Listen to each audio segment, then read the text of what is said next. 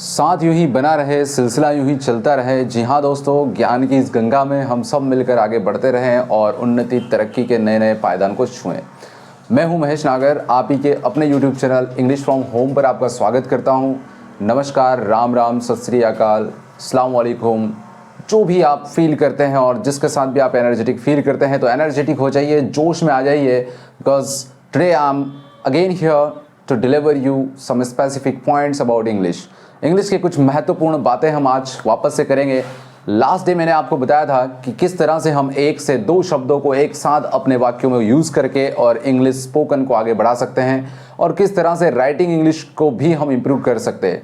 मैंने आपको बताया था कि किस तरह से पॉजेसिव प्रोनाउंस जो है उनका यूज़ किया जाता है।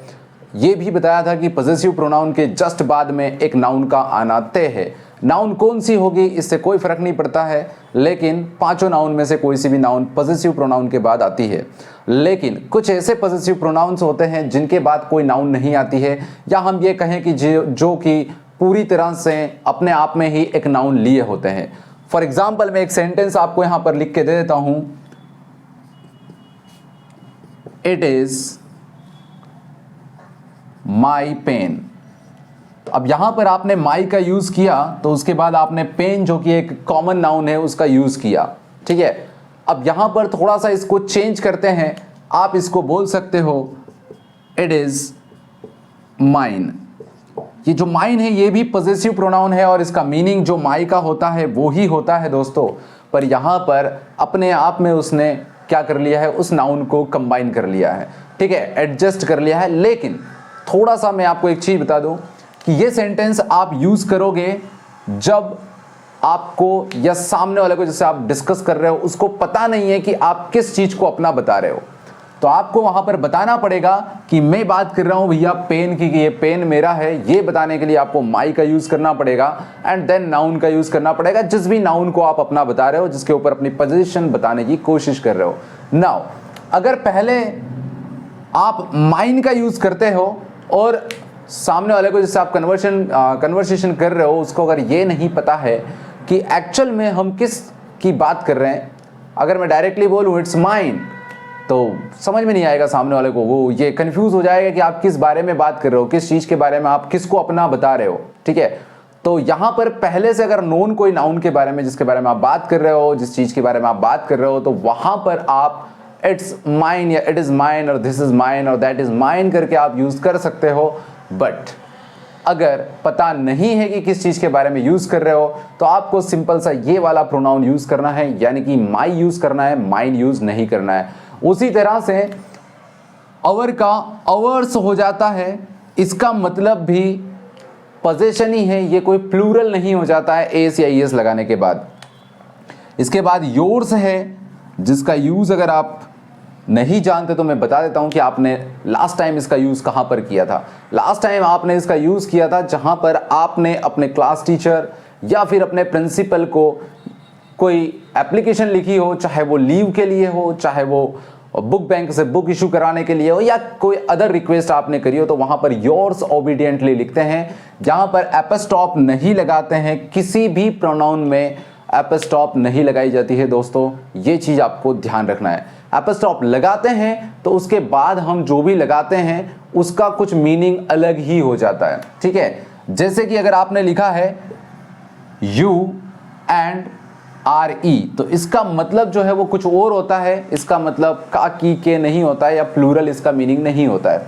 यहां पर पोजीशन नहीं होती है, यहां पर यू आर बोला जा रहा है, यू आर बोला जा रहा है। लेकिन अगर किसी नाउन में ये एपस्टॉप लगा दी जाए तो उसका मतलब पोजीशन हो जाता है, जैसे कि पेन्स, इसका मतलब होता है पेन का, पेन की, पेन के।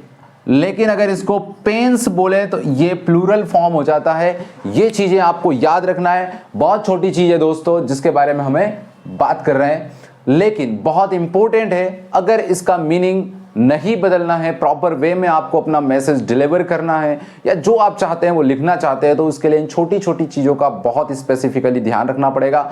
माइंड में चीज़ों को बिठाना पड़ेगी कि एक्चुअल में इनका मीनिंग इस एपस्टॉप से क्या अंतर पड़ जाता है।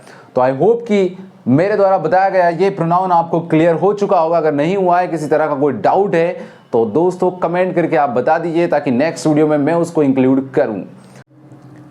नेक्स्ट इसके बात करते हैं अगले प्रोनाउन की, जो कि बहुत इंपॉर्टेंट होने वाला है। बहुत इंपॉर्टेंट इसलिए है क्योंकि विदाउट इस प्रोनाउन के बिना आप इंग्लिश के आगे की बात नहीं कर पाएंगे।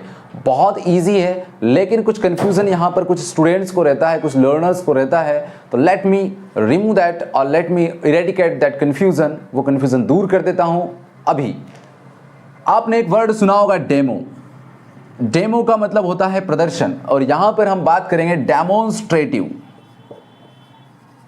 डेमोन्स्ट्रेटिव प्रोनाउन की हम बात करेंगे, और डेमोन्स्ट्रेटिव मीन्स हम किसी चीज को जब दिखाते हैं, उसकी तरफ इशारा करके उसको दिखाते हैं, उसको इंडिकेट करते हैं, तब हम इस डेमोन्स्ट्रेटिव प्रोनाउन का यूज करते हैं। हमने नाउन को पढ़ा, हमने देखा कि कोई चीजें, कुछ नाउन सिंगुलर होती है और कुछ प्लूरल नाउन्स होती है। कुछ चीजें हमारे रीच में होती है और कुछ हमारी रीच से बाहर होती है। कहने का मतलब है लाइक दिस डस्टर, ये मेरी रीच में है, लेकिन यहाँ से 2 किलोमीटर 1 किलोमीटर दूर कोई चीज है तो वो मेरी रीच में, मेरी पहुंच में नहीं होती है। दोनों को ही इंडिकेट करने के लिए आप दो अलग अलग तरह के प्रोनाउंस का यूज करेंगे। तो हम एक टेबल के थ्रू ये समझते हैं कि आपकी नाउन हो सकता है सिंगुलर हो या हो सकता है वो प्लूरल हो। दो चीज हो सकती है। हो सकता है आपकी वो नाउन रीचेबल हो, या हो सकता है कि वो चीज जिसके बारे में आप, जिसको इंडिकेट करके आप दिखा रहे हैं, वो अनरीचेबल हो सकता है वो रीचेबल हो और हो सकता है कि वो अनरीचेबल हो।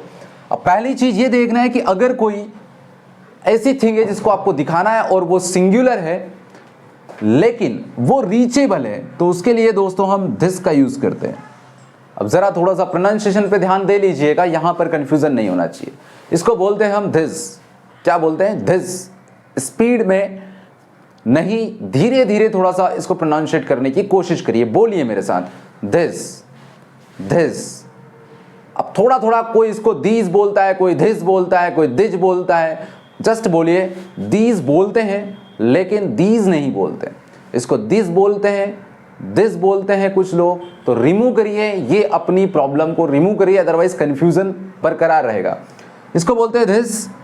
This is my pen, this is my pen, this is my pen, this is my duster, this duster, this pen, this spectacle, this board, this singular, this plural, this demonstrative. बिल्कुल 2 word use कर रहे हैं आप, 3 का मैंने use नहीं बताया, ठीक है। लेकिन अगर कोई चीज सिंगुलर ही है लेकिन वो अनरीचेबल है, तो हम बोलेंगे that, that man, that friend, that boy, that girl, that house, that building, that school, that road, that city, that village, that river, that fan, that table, that duster, that marker, that man, whatever आप जो भी use करना चाहते हो, that के बाद आप use कर सकते हो जो कि आपकी रीच में नहीं है उसके लिए। नेक्स्ट चलते हैं हम कि अगर कोई चीज आपकी क्या है, कोई चीज रीचेबल है लेकिन वो सिंगुलर ना होते हुए प्लूरल है, तो उसके लिए आप यूज करेंगे दीज। यहां पर दिस, दिस, दीज, दिस, बोलिए दीज। थोड़ा सा वाइड करिए अपने स्माइली को, है ना, वो वाइड करिए।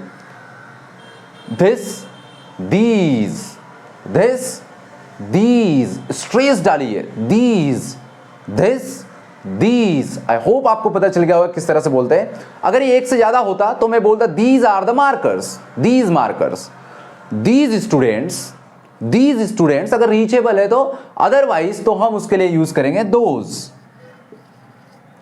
जो रीचेबल नहीं है उसके लिए हम यूज करेंगे दोज, दोज स्टूडेंट्स, ठीक है, those friends, those people, these people, those people, these pens, those pens, these balls, those balls, this marker, that marker, this man, that man, this house, that house, this board, that board.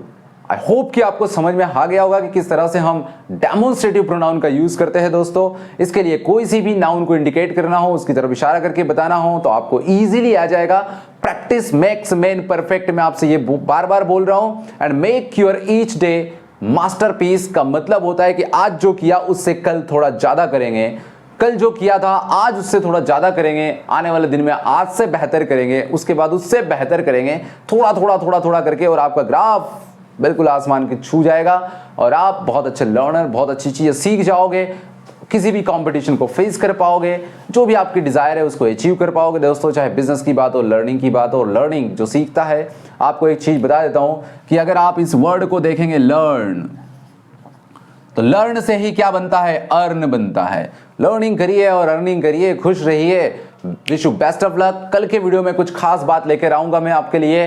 तो दोस्तों तब तक के लिए अपना ख्याल रखिए और सीखते रहिए, आगे बढ़िए। पसंद आए वीडियो तो चैनल को लाइक और सब्सक्राइब जरूर कर लीजिएगा, शेयर करना बिल्कुल ना भूलें, क्योंकि इससे ज्ञान बांटने से बढ़ता है दोस्तों। Wish you all the best and thank you for watching this video.